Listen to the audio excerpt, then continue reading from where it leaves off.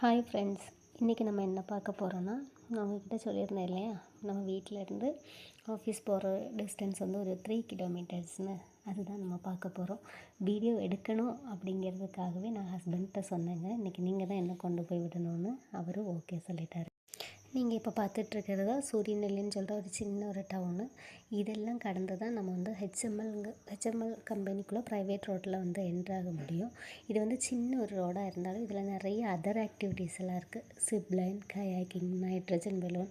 ஏன்னு கேட்டிங்கன்னா, இது வந்து கொழுக்குமலைன்னு சொல்லக்கூடிய ஒரு டூரிஸ்ட் பிளேஸுக்கு போகக்கூடிய ஒரே ஒரு பாதை தாங்க. ஆனால் பார்த்திங்கன்னா சின்ன ரோடாக இருக்கும். நம்ம பார்த்து போகலை அப்படின்னா நம்ம தேயிலைக்காட்டில் தான் கிடக்க வேண்டியது வரும். அப்புறம் சூரியநெல்லின்னு சொல்கிறது ஒரு எஸ்டேட்டு. இந்த ஒரு எஸ்டேட்டில் 5 டிவிஷன் இருக்குது. 5 டிவிஷன்னு சொல்கிறது பார்த்திங்கன்னா ஒரு 5 சின்ன சின்ன கிராமம் போலங்க.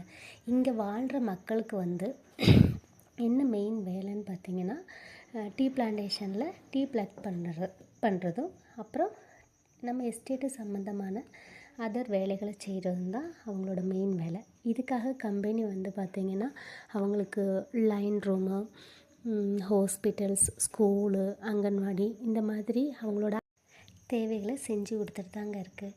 இது என்னோடய ஹஸ்பண்டுக்கு புதுசு தான், ஆனால் எனக்கு ரொம்ப பழசு. ஏன்னா அப்பா, அம்மா, தாத்தா, பாட்டி, இப்போ நானும் கம்பெனியில் நாங்கள் வந்து தலைமுறையாக ஒர்க் பண்ணிட்டு தான் இருக்கோம். பின்ன ரெனி என்னை ஆஃபீஸில் கொண்டு போய் விடுறதுக்கும் ரிட்டன் வீட்டுக்கு கூட்டிகிட்டு வர்றதுக்கும் எப்போவாவது வருவாங்க.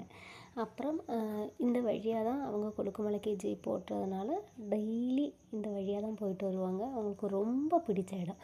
ஏன்னா இவ்வளோ இயற்கையான இடத்த யாருக்கு தான் பிடிக்காமல் இருக்கும். அப்படி நம்ம பேசிக்கிட்டே வந்துட்டு நம்மளோட ஆஃபீஸை வந்து ரீச் பண்ணியாச்சுங்க.